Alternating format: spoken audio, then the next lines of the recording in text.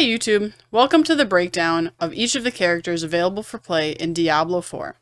We will be watching the epic new trailer of the Spiritborn character, and I will be giving you my honest review and opinion of each of the other characters based on my playthroughs of them.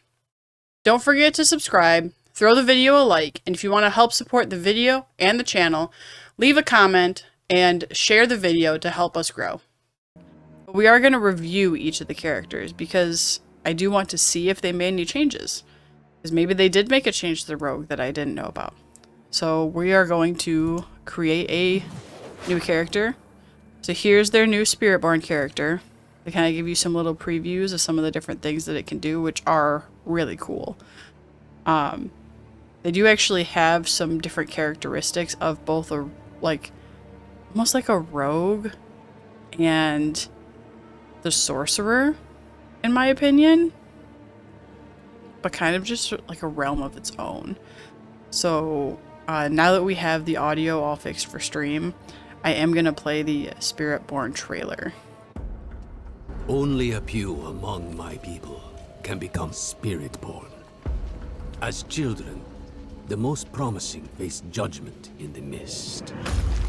Our trial begins and ends with pain.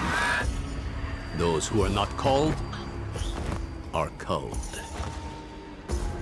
For the weak, all paths end here. For the worthy, that path leads to power beyond compare, and a sacred charge to wield it well. Though the mortal world was designed to break us, our hearts, our minds, our bodies, there is another which makes us bold. We are without fear. We are without equal. We walk with the ancient guardians of the unformed lands. Their power is our power. Their cause is our cause. We forge unbreakable bonds in the spirit realm to defeat the horrors of this one. For we are Spiritborn.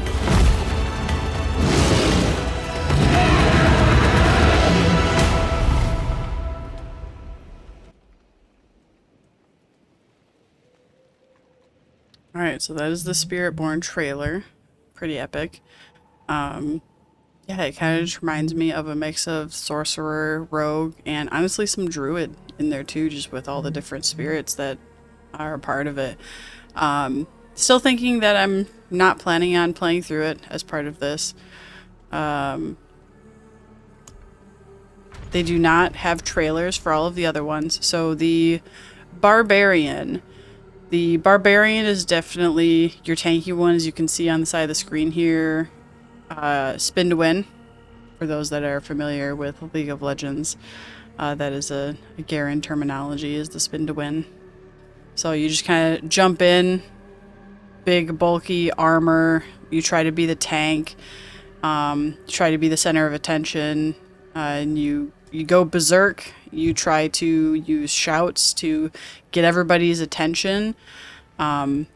And when you play with people in your party, it's great because you can have a lot of other people in your party that are squishy, meaning that you can play with sorcerers and rogues in your party and it doesn't matter because you just call all of the enemies to you with your shouts and you take all of the damage. But you survive because you have a lot of armor. So Barbarian is probably one of my least favorites to play. Still pretty fun, but it's just not my style of playthrough. So we will not be playing Barbarian. Now Sorcerer was really fun. Sorcerer has a lot of different ways that you can go about playing it. Has different elements. It has fire, lightning, and ice. So here you see it has this fire serpent that surrounds its enemies, kind of draws them in.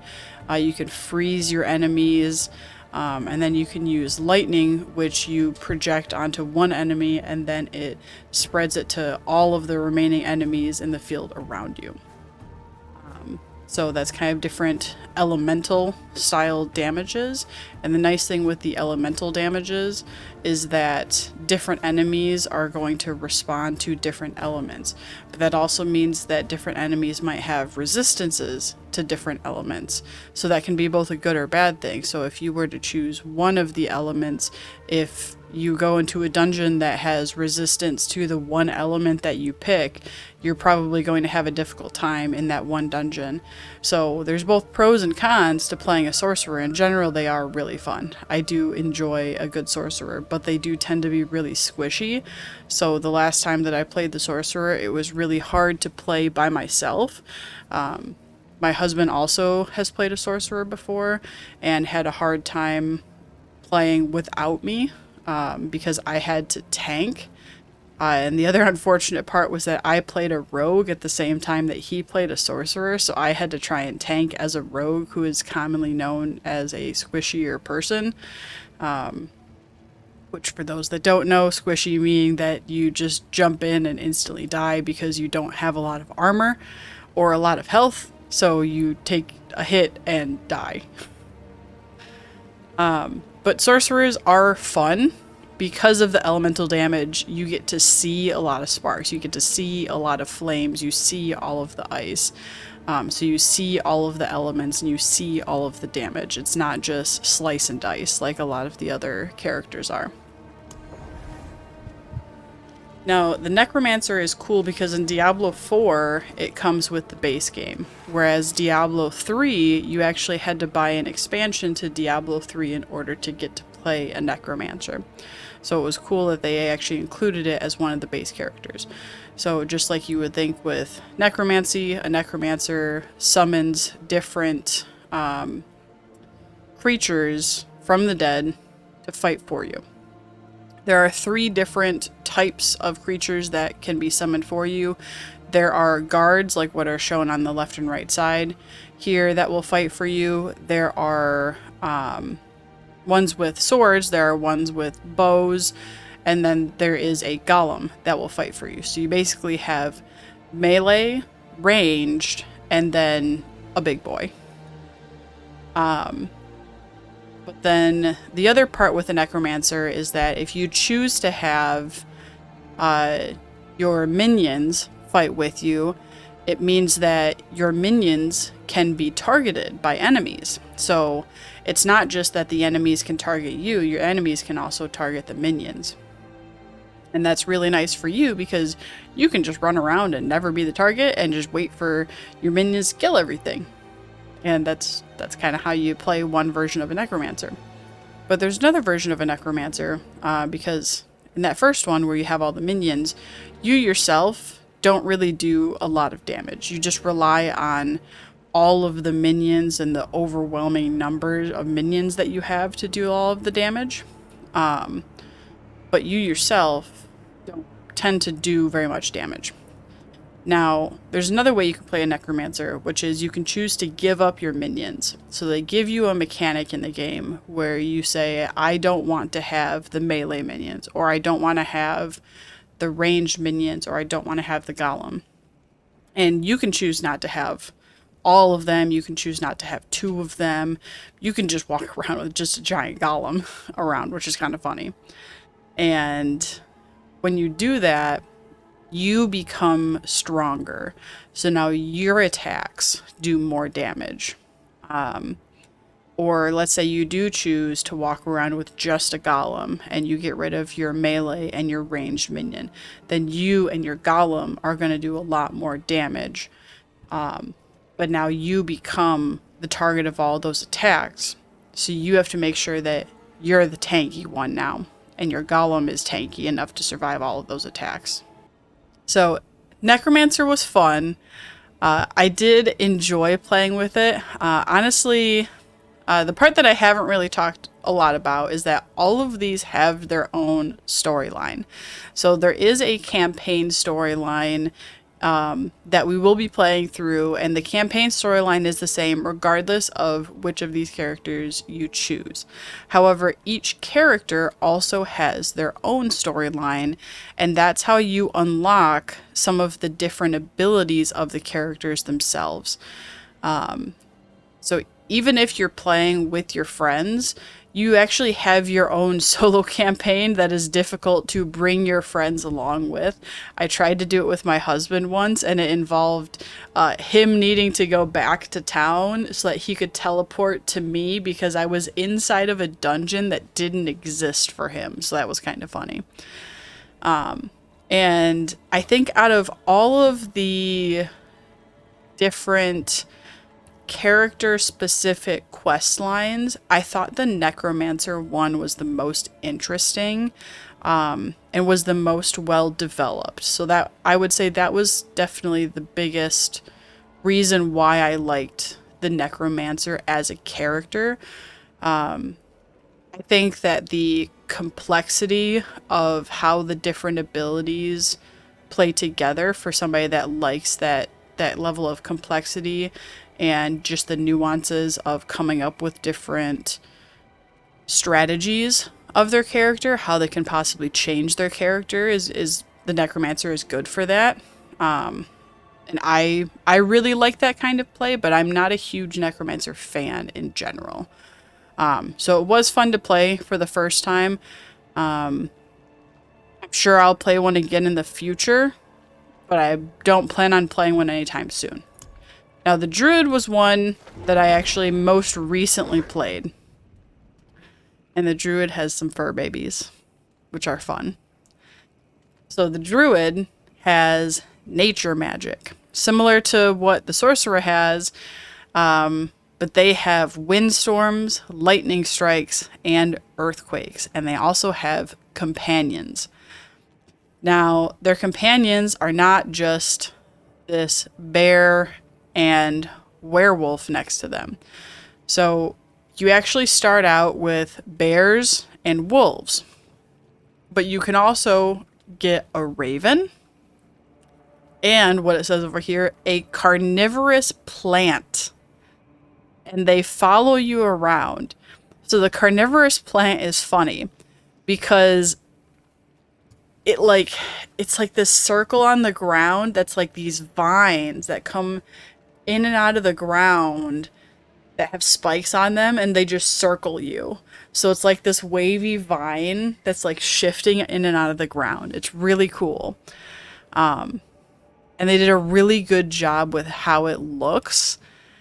And it is honestly such a good mechanic in the game, because the way that the carnivorous plants work is it will latch on to the enemies and it'll stun them in place, so you can just beat the shit out of them. It's great. So much fun. So even if you choose to not use the carnivorous plant for any other ability than that one ability, it's worth to take it for that one ability, which is what I ended up doing. So the druid was the most recent character that I actually played.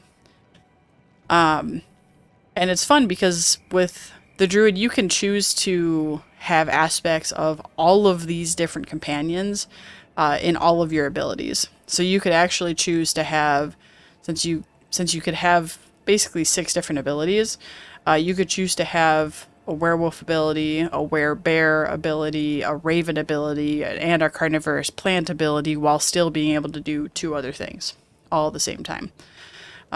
Not the best mechanic, because you have abilities that make some stronger than others.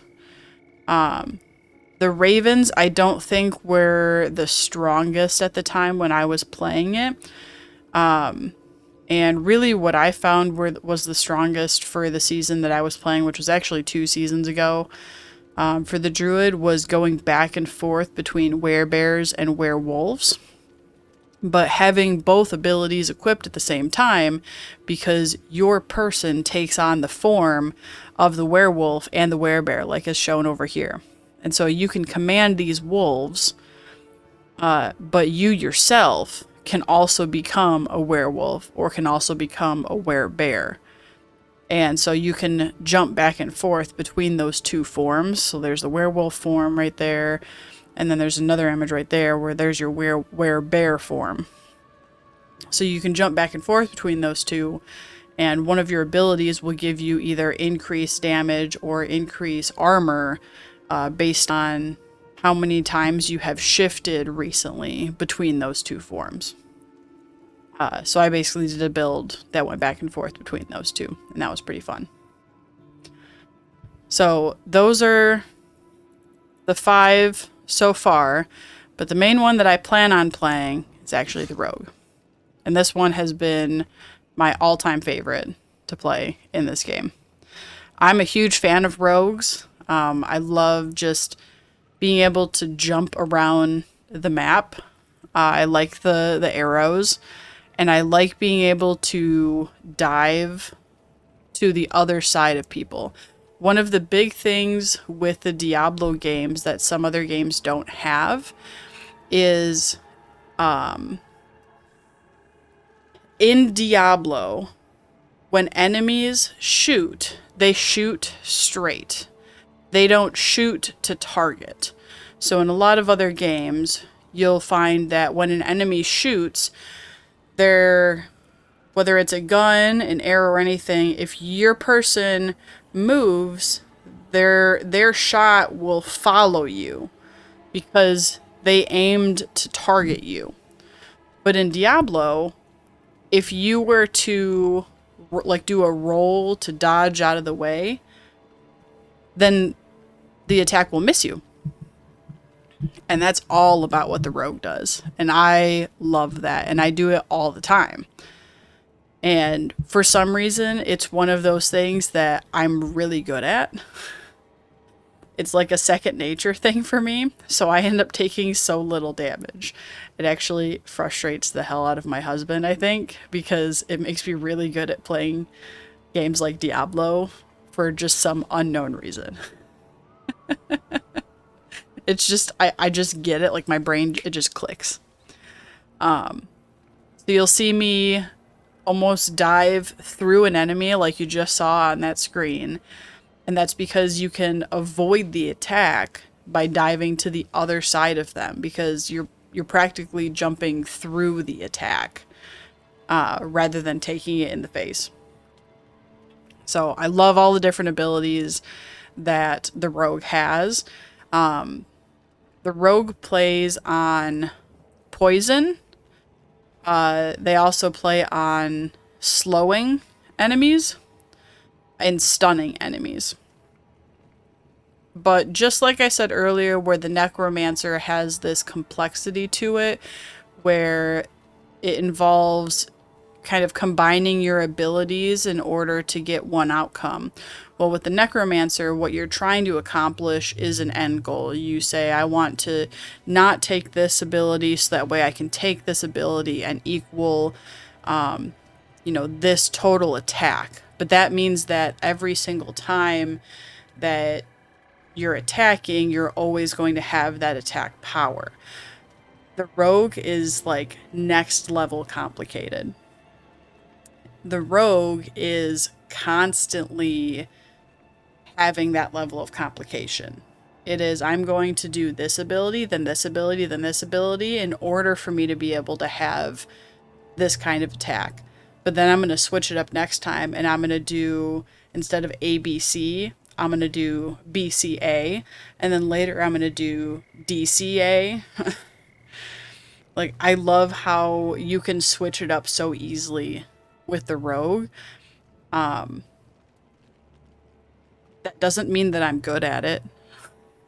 Sometimes I'm awful at it. Like, there are just some days that I'm just terrible at it. And I'm sure that we'll have some of those days. I plan on playing this for multiple days in a row. So I'm sure we'll have some of those days where I'm just going to be awful at it. And it could very well be that this update just absolutely broke the rogue where they're awful. I have no idea yet. But my plan is to play the rogue and figure it out as we go. So this is the class that we're going to play. Like I said, we have the option of playing a stun-based rogue, poison-based rogue, or a slowing-based rogue, or a combination of those three. there's so many different abilities to pick from, and we can change it up entirely as we go. So we might find early on slowing works, and then as we go, maybe stun works better. And that's part of the game, is to figure all that out. And in general, they do have builds that you can go back and look at online for these characters. I'm not somebody that will go verbatim for a build. I like to make my own build. I might reference them off stream, but I will be making my own build. So I will not find a build online that I'll be able to link to chat or anything like that. We will be making our own build on this stream. So now that I've gone through all the classes, let's get started.